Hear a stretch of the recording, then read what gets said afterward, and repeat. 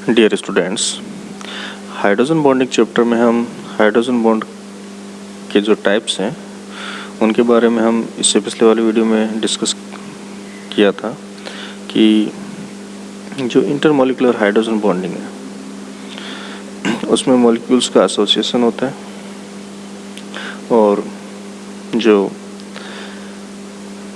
Molecules हैं उनकी जो प्रॉपर्टीज़ हैं वो चेंज हो जाती है।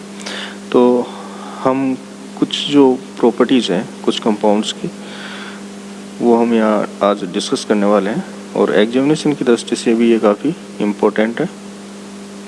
इसमें जो हम प्रॉपर्टीज़ डिस्कस करेंगे उनमें से कुछ प्रॉपर्टीज़ है वो फ्रिक्वेंटली एग्जाम में पूछी जाती है और ये जो प्रॉपर्टीज़ हैं जैसा कि हमने पहले ही कहा कि जो इंटरमॉलिक्यूलर हाइड्रोजन बॉन्डिंग है उसके कारण इस प्रकार के चेंजेस आते हैं प्रॉपर्टीज़ में और इनको हम इसके बेसिस पे एक्सप्लेन कर सकते हैं।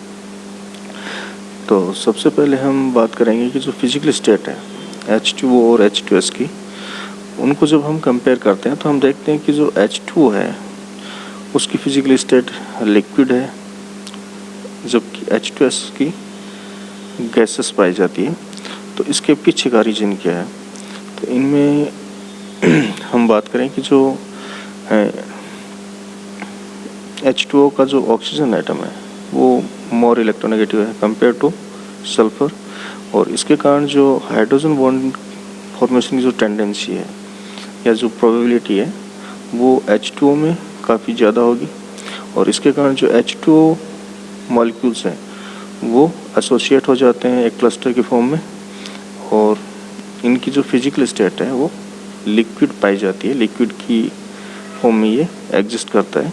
जबकि H2S में इस प्रकार का कोई हाइड्रोजन बॉन्ड फॉर्मेशन नहीं पाया जाता मॉलिक्यूल्स के बीच में। तो इनमें जो मॉलिक्यूल्स के बीच में जो किसी प्रकार का कोई अट्रैक्शन फोर्स नहीं होगा तो ये गैसेस फॉर्म में पाया जाता है।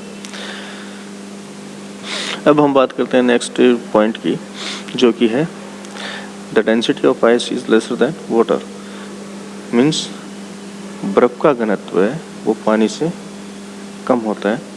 और चूँकि इसको आप डेली लाइफ में देखते हो कि जब हम बर्फ़ को किसी पानी से भरे हुए कंटेनर में हम डालते हैं तो बर्फ़ पे सॉलिड होते हुए भी लिक्विड की जो सरफेस है उसके ऊपर तैरती रहती है, जबकि जनरली जो सॉलिड होता है वो लिक्विड में डूब जाता है। लेकिन यहाँ बर्फ़ के केस में ऐसा नहीं होता, आइस से वो ऊपर फ्लोटिंग करती रहती है। हम इसको समझने के लिए हम इसकी जो स्ट्रक्चर है, आइस की जो स्ट्रक्चर है उसको हम देखते हैं। तो उसमें हम जब स्टडी करते हैं तो हमें पता चलता है कि जो H2O मॉलिक्यूल है वो 4 डिफरेंट H2O मॉलिक्यूल्स के साथ चतुष्फलकी रूप से जुड़ा हुआ रहता है, हाइड्रोजन बॉन्डेड रहता है। 4 हाइड्रोजन बॉन्ड है आइस में और चूँकि यहाँ पर इस प्रकार की टेट्राहेड्रल जो ज्योमेट्री है या ये जो अरेंजमेंट है इसके कारण यहाँ पर काफ़ी ज़्यादा स्पेस है वो फ्री स्पेस रह जाता है और इस प्रकार के स्ट्रक्चर को हम जनरली बोलते हैं ओपन कैज लाइक स्ट्रक्चर, खुला पिंजरे नुमा संरचना। और अधिक स्पेस रह जाने के कारण इसका जो वॉल्यूम है वो काफ़ी ज़्यादा हो जाता है कंपेयर टू लिक्विड और इसी कारण है बर्फ़ का घनत्व है वो पानी से कम पाया जाता है। नेक्स्ट हम बात करें नेक्स्ट पॉइंट, तो ये है कि there is a contraction in water when it is warmed from 0 degree centigrade up to 4 degree centigrade. मतलब जब आप जल को 0 डिग्री सेंटीग्रेड से 4 डिग्री सेंटीग्रेड तक गर्म करते हो तो उसके आयतन में कमी आती है या वो सिकुड़ता है। सिकुड़ने का मतलब है उसके आयतन में कमी आती है और आयतन में जब कमी आती है तो हम कह सकते हैं उसका घनत्व बढ़ता है। तो इसको हम ऐसे समझ सकते हैं कि 0 डिग्री सेंटीग्रेड पर जो स्ट्रक्चर होती है वो इस प्रकार की होती है। टेट्राहेड्रली एक मॉलिक्यूल वो 4 H2O मॉलिक्यूल के साथ हाइड्रोजन बॉन्डेड रहता है। तो इसको ओपन कैज लाइक स्ट्रक्चर बोलते हैं और इसमें फ्री स्पेस काफ़ी ज़्यादा होता है। लेकिन जब हम गर्म करते हैं, इसको गर्म करते हैं, तो ये जो अटैच्ड जो मॉलिक्यूल्स हैं, ये इनकी जो काइनेटिक एनर्जी है वो बढ़ेगी और इनकी जो स्ट्रक्चर है, ओपन कैज लाइक जो स्ट्रक्चर है, ये ब्रेक हो जाती है। और ये ब्रेक होने के बाद ये इस प्रकार से अरेंज होना शुरू हो जाते हैं। H2O यहाँ पर एक H2O वो 2 H2O के साथ में हाइड्रोजन बॉन्डेड है, जबकि 0 डिग्री पर ये 4 से रहता है और टेट्राहेड्रल मैनर में अरेंज रहता है। यहाँ पर फ्री स्पेस काफ़ी कम होता है, यहाँ पर फ्री स्पेस काफ़ी ज़्यादा होता है। तो इस स्ट्रक्चर के टूटने से जो स्ट्रक्चर बनी है उसमें जो इनका अरेंजमेंट है वो अधिक परफेक्टली होता है। हम कहें कि जो अब आयतन है वो कम हो जाता है। तो जैसे जैसे हम 0 डिग्री से 4 डिग्री सेंटीग्रेड तक गर्म करते हैं, तो 4 डिग्री सेंटीग्रेड पर इनकी जो पैकिंग है या अरेंजमेंट है, पैकिंग तो नहीं कह सकते, अरेंजमेंट है जो मॉलिक्यूल्स का, ये काफ़ी कॉम्पैक्ट होता है। ये मॉलिक्यूल्स काफ़ी पास पास में होते हैं। तो यहाँ इस पॉइंट पर 4 डिग्री सेंटीग्रेड पर जो आयतन है वो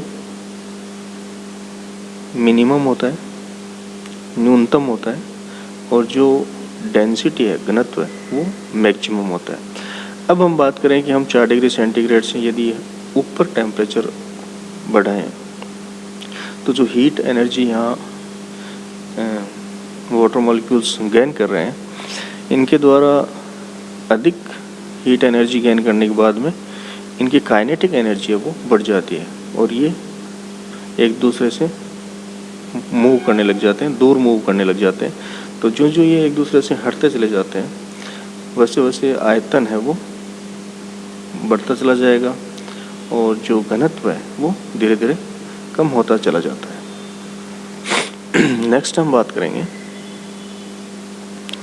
कि जो एसिड हैलाइड्स होते हैं, उनकी एसिडिक स्ट्रेंथ को हम जब स्टडी करते हैं तो जनरली हम जो एसिड हैलाइड्स हैं उनको यदि हम देखें, HF, HCl, HBr, HI, तो फर्स्ट साइट में हमें कुछ डिफरेंट लगता है कि जो यहाँ पर हम जो एसिडिक स्ट्रेंथ है उसको यदि बताना चाहें तो सबसे पहले हम ये देखते हैं कि एसिडिक जो कंपाउंड होता है या मॉलिक्यूल होता है वो